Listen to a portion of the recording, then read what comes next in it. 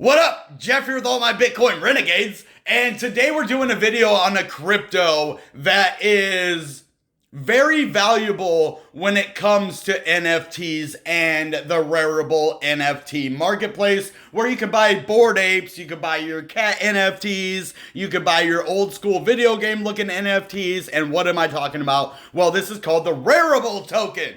And what it does is it's the Ethereum token that powers the Rarible platform. We'll actually go into exactly what it is right now.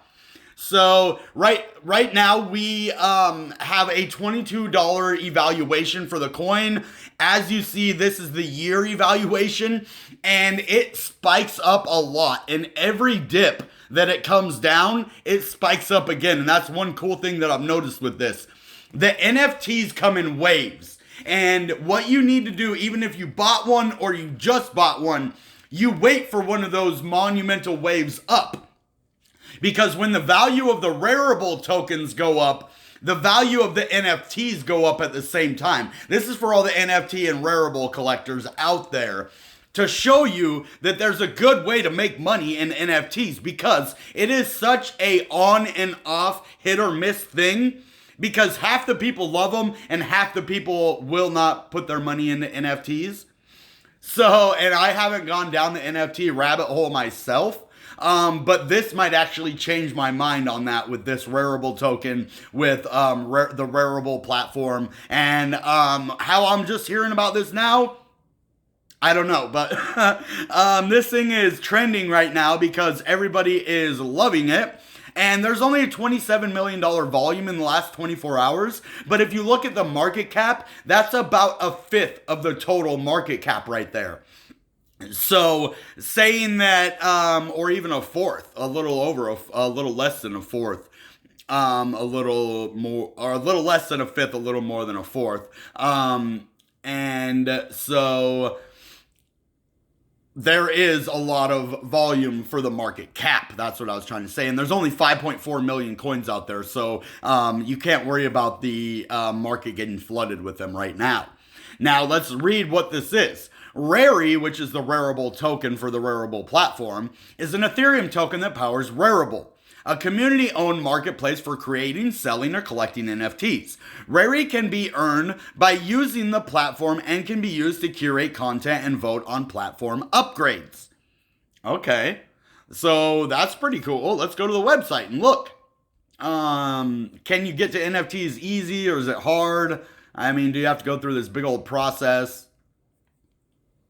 Oh, well, it brings you right to them. Well, that's cool. This woman one? Right on. Power to the women. Boss ladies. Look at that. Women rise. That's what's up. I like a nice, powerful woman NFT. I ain't scared of no powerful women. All right. Let's see. This is sandbox land.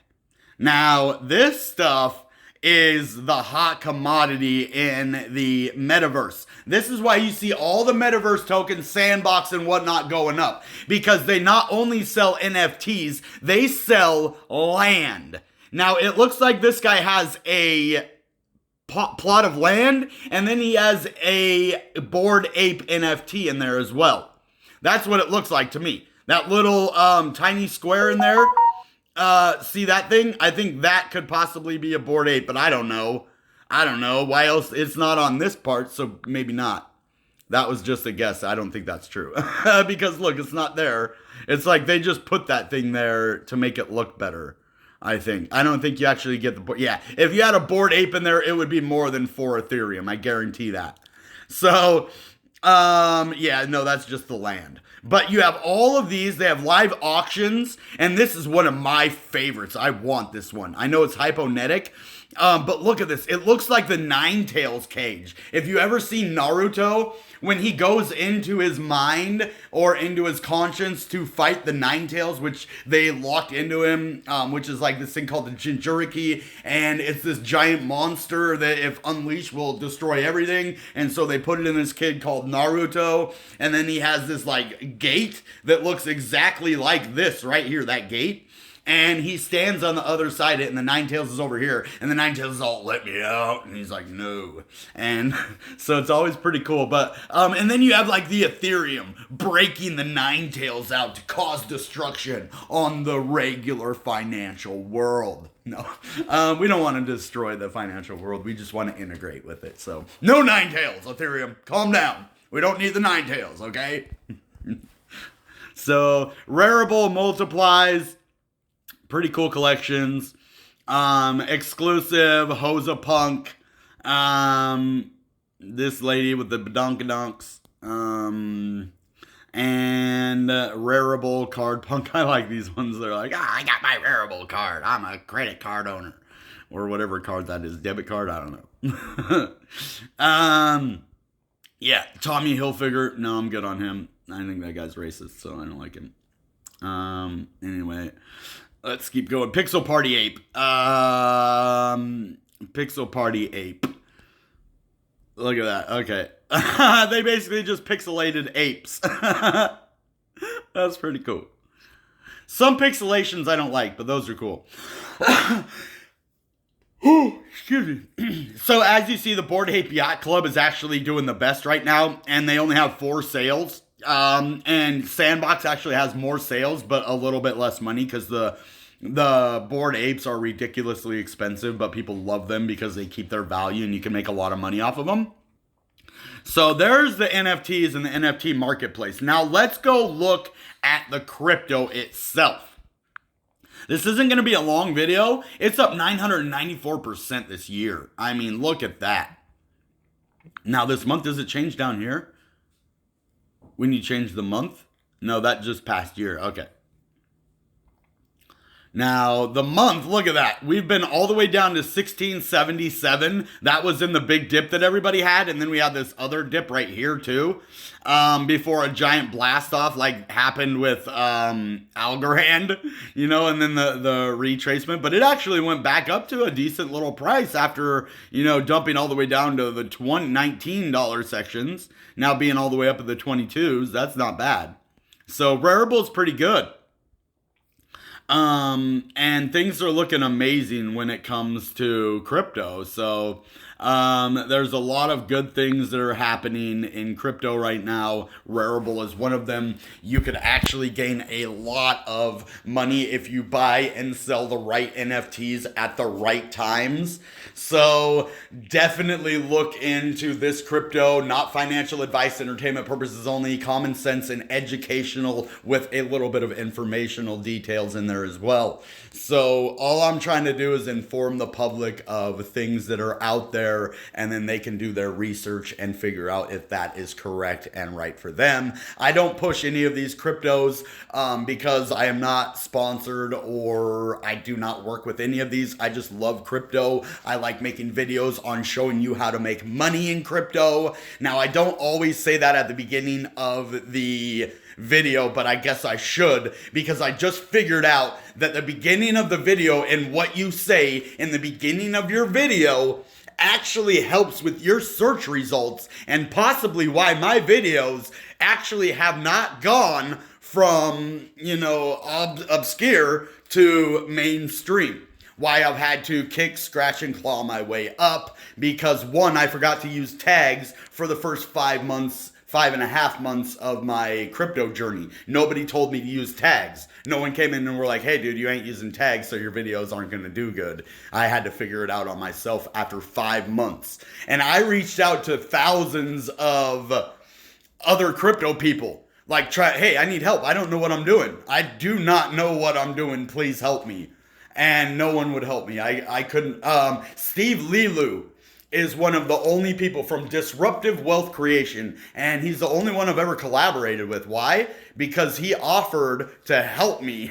Anybody, like, I don't mind collaborating with people, and you don't have to help me for me to collaborate with you, but like, he did it to be cool, to be nice, because I guess he saw that I was trying to find information, so he's like, well, this is what I use. This, I didn't really use that information because I'd already kind of figured out most of it for myself, but him offering that to me was amazing. So all you other crypto people out there, let's help the little guys learn YouTube. This should be our responsibility as YouTubers, as legit people who have been on the platform at least a year long. I think you should, have to take someone under your wing. I actually worked in a business that did that, and it was off of sales commission. And you know what they used to make me do?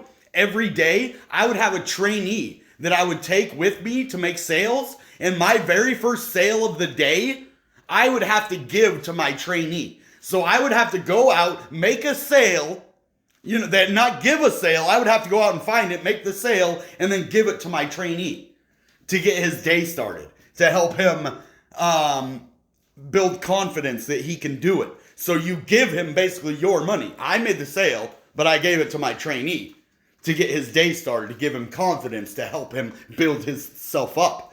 Now, that's one problem that I see with YouTube, is there's nobody out there trying to help build up the next generation of YouTubers. Why? Why isn't there someone out there that tries to help newbies? Do they not want more people on the platform? Do they not want more creators? Why is there nothing out there? I know there's lots of videos to help new YouTubers, and that is good. That's one thing that I do appreciate from YouTube. But there's no actual... So a video can only tell you what is in the video. It can't answer your questions. So say you have a problem that has nothing to do with any videos, you can't find it in any videos, who do you turn to? There's got to be, someone to touch and talk to. You can't get YouTube support until you're over 1,000 subscribers. So who is going to help all these people under 1,000? Well, maybe that is a good idea to wait till they get over 1,000 and 4,000 hours to help them. Maybe. But what about, there's got to be some kind of help under 1,000. Maybe not a lot. Maybe don't spend a lot of money on support for people under 1,000 because, a lot of them might go away. But guess what? A lot of them might actually make it over that 1,000 mark if there is some kind of support for them at those small levels. Because that's basically... people like me who are my age, that are into adult stuff that we can do on YouTube, like crypto and, stuff like that still have kind of, our childish parts to us as well. We have a harder time learning these platforms, even though we're really good at technology and stuff, but YouTube is different. It's the social media atmosphere. So my generation is before the social media generation. That's why it's different. It's part of the social media, part of the Twitter, part of the Facebook, part of the, YouTube. All of those are the social media of this world that we use now. And so I think that people my age are going to have a harder time taking it in and learning it. And same with crypto. And that's why my videos are so important. You guys need to watch these from beginning to end, because I put information in these videos at certain times throughout the videos that you absolutely need to watch the whole thing, or you will miss certain key information that could be the whole point of the video that you missed just from 1 second of missing the video, because I always put those nuggets in there to make sure that you have to watch the whole thing. And when you watch the whole thing, I can tell, because it makes a difference in your training and the way that you trade your crypto as well. The way you train yourself to trade your crypto. That's what I'm trying to say. So you'll be coming on my comments and being like, dude, I made money because of, the way you taught me how to trade. Dude, I made money because of, some of the crypto you told me about. And these are how you can tell that people are taking your information and that they have actually watched your videos from front to back. A lot of my inner counsel, you can tell that they've been paying attention. You can tell because they're like, yeah, I sold that dip. I watched and saw that you sold and I sold, or I, made that decision. I didn't even see you sell, but I know what you taught me. So I always take profits when it goes up. My lessons are the easiest. And one I do not stress enough, it's dollar cost averaging. George always says, he's like, don't try to beat the market. And I don't know why I always quote George, because I guess he's one of the only crypto channels I watch every day, or most every day. So I always have references from him, but he says, don't try to beat the market, dollar cost average. Well, my strategy, try to beat the market and dollar cost average. Because sometimes you can, but you can get wrecked trying to beat the market. Like what I did with Algorand, I tried to beat the market and the market whooped me. You see how I made 500 bucks, but the market tried to take it back. You saw that right immediately. So that was what happens when you try to beat the market. And if you don't know what I'm talking about, go back and watch my Algorand video. It's only a couple days ago. It got like 500 views or something. And I tried to basically beat Algorand. I bought it at 282, or I bought it at $1.60 and I sold at 282, or like not 282, but 2 something right away. And made a lot of profit off of it. And then I bought back in at $1.91, and then it dumped all the way down to like $1.57. And so now it's like at $1.79. I got most of my profit back, but that's what happens. Like I made 500 bucks. It took 500 bucks because that's what happens when you try to beat the market. It beats you back. So dollar cost averaging is the way to go, but just buy the dips as well. That is another genius strategy. Just buy the dips, dollar cost average, you're good to go. Or try to time the market, pump and dump strategies. There's lots of good strategies, and I don't just advocate for one of them. The one strategy I don't advocate for is leverage trade. Do not leverage trade. You will lose your money. Now, the thing with regular crypto, when you hold it, yeah, you lose money, but when that crypto goes back up in value, you get that money back because the crypto goes back up. You don't lose that crypto. In leverage trading, you lose your crypto. So when the money goes back up, you don't have any crypto. It's because you lost it all to the leverage trading. So that's the thing, like regular crypto, you can just hold it. Yeah, if it goes down, you lose money, but most likely it's going to go back up because we're in a bull market, right? So don't leverage trade, dollar cost average, buy the dip. If you can, pump and dump. I know George doesn't say that. You can beat the market if you're smart enough, but you can lose too. Know that. And you probably will. Just know that. Because I've won 100 times, but I've lost a handful of times too.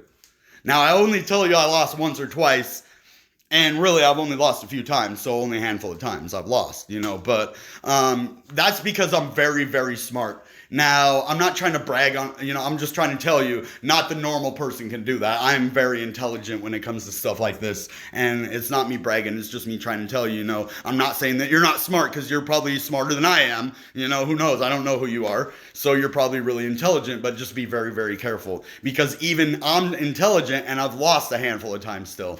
So be careful with it. You could lose a lot of money. The best strategy is to buy the dip and dollar cost average. All right, guys. That being said, you know what time it is. Goodbye and good Bitcoin.